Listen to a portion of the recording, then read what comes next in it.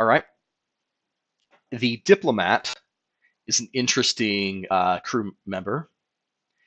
You can start with a Captain Diplomat, which will give you some interesting traits. I didn't cover the starting traits of the commander. They're actually pretty strong. I should do that for the future on these. A Diplomat Captain has the Honorable trait, which gives you bonus personal and faction reputation whenever you complete a mission, and reduces negative reputation with the offended party by 1. That's really valuable if you also have a talent that reduces the reputation loss down to as little as 1, because the combination can make it so that you lose actually 0 reputation by completing the mission. And that's pretty awesome if you're trying to be friendly with everyone. And Smooth boosts the charisma and wisdom attributes, and if you use them, reduces the cost of contact introduction by a modest 15%. So I haven't done a whole lot with Diplomat Captains, so I can't speak much to the value of these two beyond what I already said. Diplomats start with get a lot of negotiate and have some intimidate. Negotiate's really only useful for a few talents and then particular mission steps. It's not my favorite skill because in the mission steps you can just fall back on a skill save talent, which these do offer at level 1. Otherwise, they're just very specific talents that make any use of negotiate. There aren't ship ops deep saves where you have to use it like intimidate. There are times when you have to stop a gambling argument and the intimidate can help. The negotiate doesn't have anything like that. Anyway, carrying on. So settlement is a way to save a negotiate test. This is extremely valuable if you're going to be doing negotiation things in missions, which a whole lot of missions, especially early on, involve. So having one of these really enables a number of missions to be done safely. And if you don't have this trait, this talent selected, odds are you also don't have anyone that gives a whole bunch of negotiate. You're going to fail that roll. And that's not good. That can just end a mission or have it go poorly at best. Winning compromise gives you a chance to make it so every step of a mission is giving you bonus money. This is a good way to increase revenue. Mission running captains can benefit from several stacks of these, which can make having 3 negotiators actually have some value. Pick up several missions at once, they all get their winning compromise. Fantastic. Silver Tongue is actually pretty valuable. Early on, winning compromise will get you a little more money, but Silver Tongue can discount military ranks purchased individually because there is a 3-week cooldown in between each invocation of this talent. But discounting military ranks can start to pay off a lot as you get to higher military ranks. They start getting very expensive, and this can pay more and more. Exposed quality is one of the other few traits that will let you understand a contact's traits, which can unlock additional perks from them and help make sense of some things that aren't going so well with a contact. Anytime money changes hands based on your wisdom attribute, so if you have 28 wisdom, which would be quite high, you have a 28% chance every time you buy or sell something with them to discover a hidden trait. But it does have an 18-week cooldown on success. All right, moving on to rank 5, the hands it feeds. When you pay your crew, increase morale bonus for those paid. The morale bonus from payment is not documented in the game or in the wiki. I know this because I wrote the wiki, or at least the reference portions of the wiki. So I don't know how much the bonus is to begin with, nor how much this increases.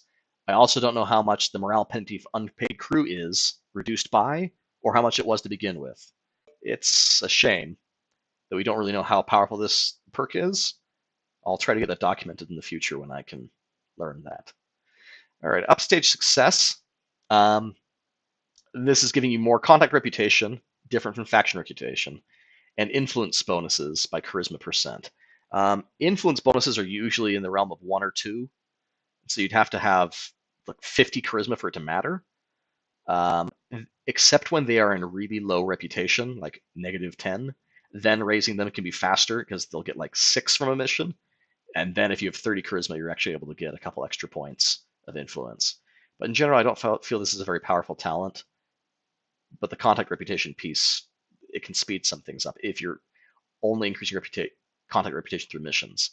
This would be the case, especially if your contact has some really useful services but does not accept intel sales. Warm invitation discounts price of contact introductions by 10% plus the negotiate skill. Can be done very frequently, but you likely run out of money before that. This is pretty straightforward. I don't use a whole lot of contact introductions, but they do have a big perk of starting you out with a whole lot of contact reputation with a new contact, and that can be quite valuable. And this stacks multiplicatively with smooth, so you're getting 15% discounted times the discount on discounted price on warm invitation. So it's great if you're going to use diplomats to get contacts, but often people get contacts through other means, but they don't have that starting perk. So there's a difference. Adept mediation. This one is really nice. If you're doing a legal mission, a mission you don't terminate with bribes, but with your negotiation skill, you can lower the reputation loss by up to your negotiation skill. If you have a negotiation skill of, say, 20, it'll be a roll somewhere between 1 and 20 that the reputation penalty is decreased by. And that goes to a minimum of 1. So if you're about to lose 8 reputation, well, you're probably at 20 negotiate, you're probably going to be reducing it to its minimum of 1. Oh, wait, but you have the honorable trait, which reduces that from 1 to 0. So you can actually avoid any reputation loss by these kinds of missions if you start with this kind of captain and you have this talent. Quite strong if you're playing those kinds of missions. Magnanimous Victory is one of my favorite talents and is really enough of a reason for me to get a negotiator in almost any game. This is a way for me to piss off someone by doing some pretty horrible things to them and having them almost perfectly forgive me. So suppose I really want another ship's stuff. Okay, I happen to think this explorer from Clan Javat's going to have a whole bunch of goodies. I go into combat with them. All right, that immediately would cause me some reputation loss. I defeat them in combat. Maybe I'm in their quadrant, which causes even more reputation loss. I steal their loot, that causes reputation loss. I take their fuel, that causes reputation loss. And then I decide to torture their crew with a zealot talent that gives me intel. And then at the end, I am so nice, I click the Magnanimous Victory talent, and they forgive all of it. It doesn't always forgive all of it, but with enough negotiate skill, it basically restores all the reputation you lost. They basically like, oh, he tortured our crew, killed half of us, stole our stuff, and left us without fuel, drifting in the void. But man, he had a nice sweater on. He gave us stickers. I think we'll just let it slide. This talent has one corner case that's a gotcha, though. It does not prevent you from losing a level 4 trade permit or similar perks that are really high level edicts, really high level military ranks. It doesn't prevent the loss of those perks, those favors, whatever you want to call them, even after you click the talent to restore it, because you immediately lose that favor, and you're stuck with the consequence of that. You get the reputation back, but that does not reverse the loss of your trade permit or what have you. So be very careful with those. Magnanimous Victory will not save you in those cases, and that is a deliberate move by the developers. Also, do note that this only works on a victory, and it keeps you from using ransom or destroying or salvaging their ship. This is an alternative. You're not ransoming them. You're not destroying them. You're letting them go. But you're not just letting them go as usual or as normal with the retreat option. You're letting them go and feeling good about themselves and life in general, and you, most importantly. All right, legal pressure. This one's been buffed somewhat recently, and so maybe it's a little more valuable now. Increase the profit when you ransom. So one of the other options you have, it's kind of an alternative to Magnanimous Victory, though it has a longer cooldown. That's a little weird. It will increase the profit by at least 20% plus your Intimidate skill, so it looks like a max of 35 without a skill bonus.